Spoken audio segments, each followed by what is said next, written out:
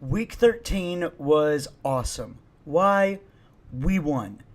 In the NFL, few things are more important than victory, which we achieved.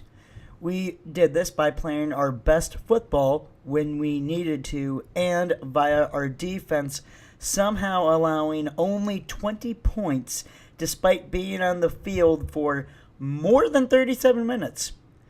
The defense, they actually had a pass rush, and it was incredible to see. And heck, in the game, they increased their sacks, their sacks on the season by more than 30%. They were at 22 sacks entering the game, and they left with 29. It was actually their best game the Packer defense has had since 2004. While it was awesome that we won, there were also many things that were not good. Like Mike McCarthy not realizing that Tampa Bay was not consistently stopping Jamal Williams. Why he didn't continue to pound it with Williams, then maybe interject Aaron Jones a bit sooner, or maybe run the read option sooner, I won't know. I mean, it is hard to fault him for trying to get Jordy Nelson involved.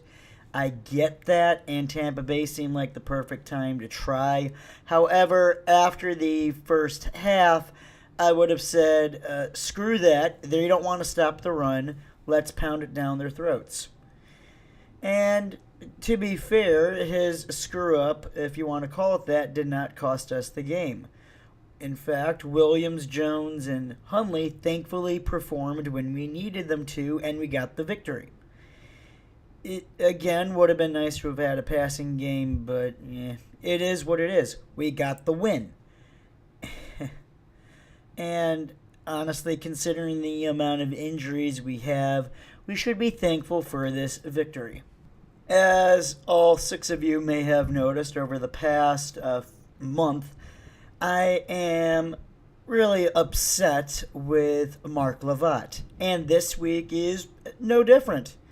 Because, guess what? It wouldn't be a Packer game if we didn't lose more integral players like Kevin King to the IR. I mean, I understand that he had shoulder issues coming out of college and whatever, but perhaps if the strength and conditioning weren't utter crap, he'd have either been able to have finished the season or gotten the surgery sooner and perhaps get back in time this year for some action. Instead, to be fair, he does get some experience, but he's out. And instead of getting other players like some more experience, like Walters and some of these other unknowns, who could have potentially done something, we now have this gaping hole.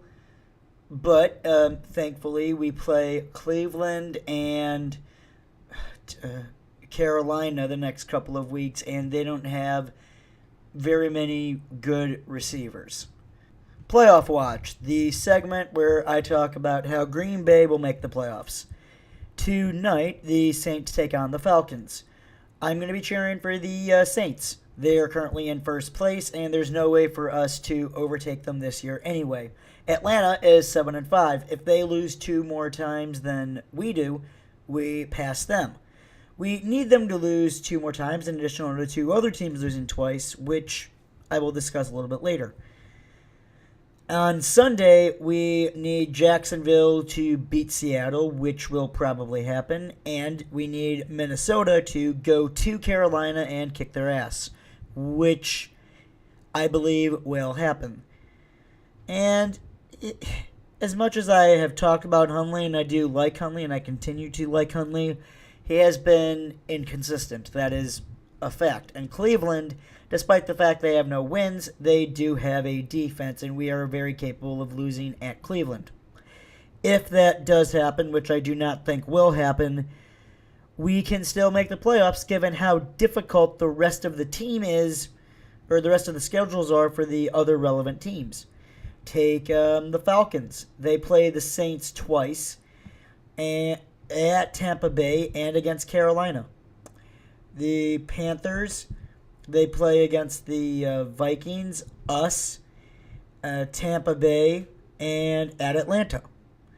Seattle, they play at Jacksonville against the Rams, against the Cowboys, who may or may not have Ezekiel Elliott, and against the Cardinals. The Lions, I don't really consider them relevant as long as we win our divisional games, but they play at Tampa, against Chicago, at Cincinnati, and against us. I expect them to lose 2 or 3 of those games. The Cowboys, we have the tiebreaker, but they play at the Giants, which is probably a win for them, against the Raiders, against Seattle, and at Philadelphia. When all is said and done, I think Green Bay will be the 5th or the 6th seed. As for this Sunday's game, I'm pretty sure Green Bay's offense will play better against Cleveland's defense than Cleveland's offense against our defense. The final score will be Green Bay 24, Cleveland 14. Have a wonderful day. If you like this video, please like, comment, and subscribe.